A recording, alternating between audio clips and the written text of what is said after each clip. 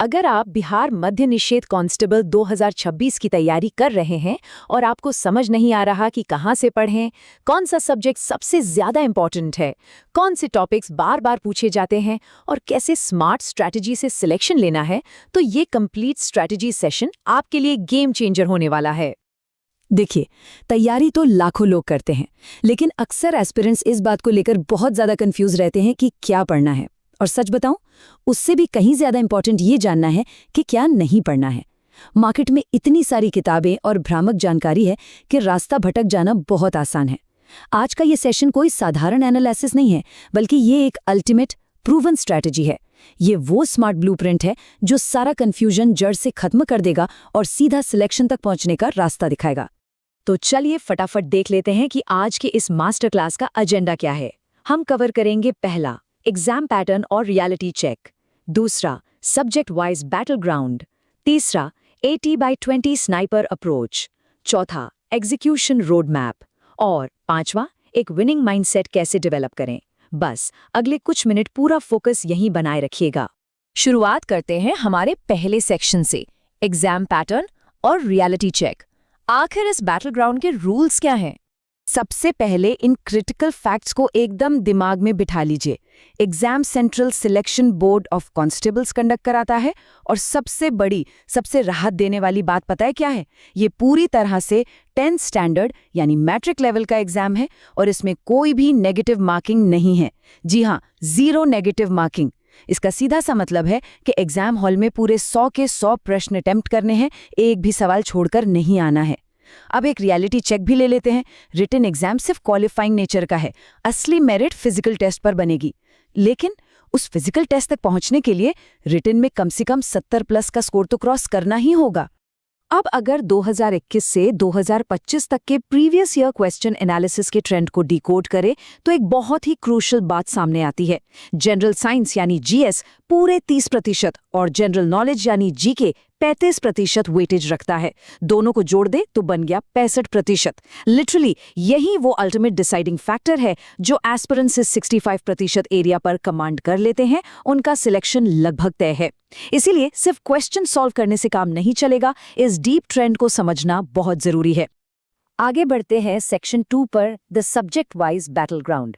अब हम deep dive करेंगे और देखेंगे कि आखिर असली मार्क्स छुपे कहाँ हैं। सबसे पहले बात करते हैं जनरल साइंस की। 30% वेटेज के साथ ये इस एग्जाम का अनडिस्प्यूटेड किंग है। इसमें बायोलॉजी के 12 से 14 प्रश्न आते हैं, खासकर ह्यूमन बॉडी और विटामिन्स वाले सेक्शन से। फिजिक्स से 9 से 10 और केमिस्ट्री से 7 से 8 प्रश्न बिल्कुल फिक्स हैं। अब यहाँ सबसे बड़ी गलती क्या होती है? एस्पिरेंट्स मोटी मोटी ग्रेजुएशन लेवल की किताबें लेकर बैठ जाते हैं। आपको ये बिल्कुल नहीं करना है। एग्जाम सिर्फ मैट्रिक लेवल का है, इसलिए सीधे 9th और 10th की एनसीईआरटी समरी पर फोकस करना ही सबसे बेस्ट और स्मार्ट तरीका है। अब शिफ्ट करते हैं जनरल नॉलेज की तरफ, जिसका सबसे ज्यादा 35% वेटेज है। इसमें हिस्ट्री, ज्योग्राफी और पॉलिटी शामिल हैं। पर क्या आपको पता है यहाँ स्मार्ट स्कोरिंग अपॉर्चुनिटी कहाँ छुपी है? वो है इंडियन पॉलिटी में। पॉलिटी का सिलेबस इन तीनों में सबसे छोटा है, लेकिन ये 5 से 7 मार्क्स की फुल गारंटी देता है। फंडामेंटल राइट्स और इंपॉर्टेंट आर्टिकल्स को सबसे पहले कवर करना है। उसके बाद हिस्ट्री में गांधीयन एरा और वर्ल्ड हिस्ट्री, और ज्योग्राफी में इंडियन रिवर और सेंसस 2011 पर आपका फोकस होना चाहिए। चलिए अब बात करते हैं मैथमेटिक्स की। इसका वेटेज भले ही सिर्फ 10% दिखता है, लेकिन इसे इग्नोर करना बहुत भारी पड़ सकता है। पता है क्यों? क्योंकि ये सेक्शन बहुत ही कम टाइम मांगता है और 100% एक्यूरेसी देता है। परसेंटेज, प्रॉफिट लॉस, सिंपल और कंपाउंड इंटरेस्ट और टाइम एंड वर्क, बस इन चैप्टर्स के बेसिक 10th लेवल के फॉर्मूले टिप्स पर होने चाहिए। अगर फॉर्मूले याद हैं और कैलकुलेशन ठीक है तो ये 10 नंबर पूरी तरह से मुफ्त के हैं। इस सेक्शन को कभी भी हल्के में नहीं लेना है। अब आते हैं लैंग्वेज पर, यानी हिंदी और इंग्लिश, जो कुल 15% वेटेज रखते हैं। यहाँ एक बहुत बड़ी चेतावनी है, हिंदी को हल्के में लेने की भूल कभी मत कीजिएगा। ये एक जबरदस्त स्कोर बूस्टर है। लिंग, वचन, संधि, समास और मुहावरे जैसे बेसिक ग्रामर रूल्स अगर आप रोज सिर्फ 30 मिनट भी फोकस के साथ प्रैक्टिस कर लें तो एग्जाम में ये 10 से 12 मार्क्स बहुत आसानी से मिल जाते हैं। इंग्लिश में भी बेसिक ग्रामर और ट्रांसलेशन पर थोड़ा सा ध्यान देना काफी होगा। अब आते हैं सेक्शन 3 पर, द 80/20 स्नाइपर अप्रोच। ये वो स्मार्ट वर्क है जो टॉपर्स को बाकी सबसे अलग बनाता है। रैंडम हार्डवर्क और टारगेटेड स्मार्ट स्ट्रैटेजी के बीच एक बहुत बड़ा और गहरा अंतर होता है। कुछ एस्पिरेंट्स क्या करते हैं, दिन में 10 से 12 घंटे पढ़ते हैं, लेकिन रैंडमली कोई भी किताब उठा लेते हैं। वहीं स्मार्ट एस्पिरेंट्स एक टारगेटेड स्ट्रैटेजी फॉलो करते हैं। वो सिर्फ उन टॉपिक्स को हिट करते हैं जिनका एग्जाम में आना लगभग तय है।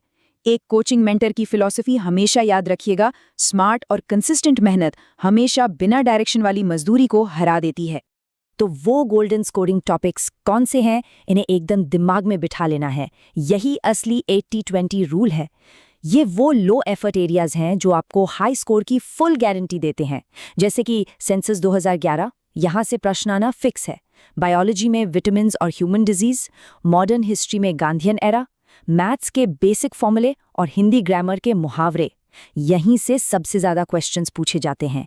एग्जाम हॉल में जाने से पहले इन टॉपिक्स को कम से कम 3 बार अच्छी तरह से रिवाइज करना बेहद ज़रूरी है। अब आते हैं सेक्शन 4 पर, दी एग्जीक्यूशन रोड मैप। सिर्फ स्ट्रैटेजी जानना काफी नहीं है, उस पर एक्शन कैसे लेना है ये सबसे ज्यादा मायने रखता है। ये रहा आपका 90 दिनों का full proof smart study plan. इसे हमने 3 इंपॉर्टेंट फेज में बांटा है। फेज 1 यानी पहले 30 दिन, ये फाउंडेशन बनाने का टाइम है। इसमें सिर्फ एनसीईआरटी बेसिक्स पर काम करना है और रोज मैथ्स और हिंदी को 1-1 घंटा देना है। फेज 2 दिन 31 से 60, ये कंसोलिडेशन का है। इसमें थोड़े एडवांस टॉपिक्स और topic wise previous year questions को सॉल्व करना शुरू करना है। और फेज 3 आखिरी 30 दिन, ये है द फाइनल असॉल्ट। इस दौरान कोई नया टॉपिक नहीं छूना है, सिर्फ और सिर्फ daily full length mock test और करंट अफेयर्स का मैराथन रिवीजन होना चाहिए। मॉक टेस्ट और करंट अफेयर्स की एग्जीक्यूशन स्ट्रैटेजी बहुत मैटर करती है। देखिए, सिर्फ मॉक देना ही काफी नहीं होता। हर मॉक टेस्ट के बाद अपनी गलतियों को एनालाइज करने के लिए पूरा 1 घंटा देना एकदम नॉन नेगोशिएबल है। यही एनालिसिस आपको सिलेक्शन दिलाएगा। और करंट अफेयर्स के लिए रोज यूट्यूब पर घंटों लंबे न्यूज वीडियोस देखकर अपना कीमती समय बर्बाद मत कीजिए। करंट अफेयर्स से सिर्फ गिने चुने प्रश्न आते हैं। मंथली करंट अफेयर्स पीडीएफ पढ़ना सबसे शानदार, फोकस्ड और टाइम सेविंग तरीका है। फाइनली हम पहुंच गए हैं सेक्शन 5 पर, the winning mindset. Psychological trap से कैसे बचना है। ज्यादातर स्टूडेंट्स मेहनत तो करते हैं लेकिन सही डायरेक्शन में नहीं करते। इन गलतियों को हम मेजर सिलेक्शन किलर्स कहते हैं। बिना सिलेबस चेक किए रैंडम स्टडी करना, प्रीवियस ईयर क्वेश्चंस को छुए बिना एग्जाम देने जाना, मैथ्स और हिंदी जैसे स्कोरिंग सब्जेक्ट्स को इग्नोर करना और न्यूज में बहुत ज्यादा टाइम वेस्ट करना। लेकिन पता है सबसे खतरनाक बीमारी क्या है? Mock phobia. एस्पिरेंट्स सोचते हैं कि जब सिलेबस 100% पूरा हो जाएगा तब मॉक देंगे। सच्चाई ये है कि सिलेबस कभी 100% पूरा नहीं होता। इस डर को आज ही खत्म कीजिए और मॉक टेस्ट देना शुरू कीजिए। तो ये रहा फाइनल सिलेक्शन फॉर्मूला, इस एग्जाम को क्रैक करने का ultimate equation. Daily discipline plus smart notes और इसके साथ प्रीवियस ईयर क्वेश्चंस का रिवीजन प्लस मॉक टेस्ट्स का एनालिसिस। जब ये चारों पिलर्स एक साथ मिलते हैं तो रिजल्ट सिर्फ एक होता है, गारंटीड सिलेक्शन। रोज 6 से 8 घंटे की कंसिस्टेंट पढ़ाई और हर संडे को सिर्फ और सिर्फ रिवीजन, यही सक्सेस का अचूक मंत्र है।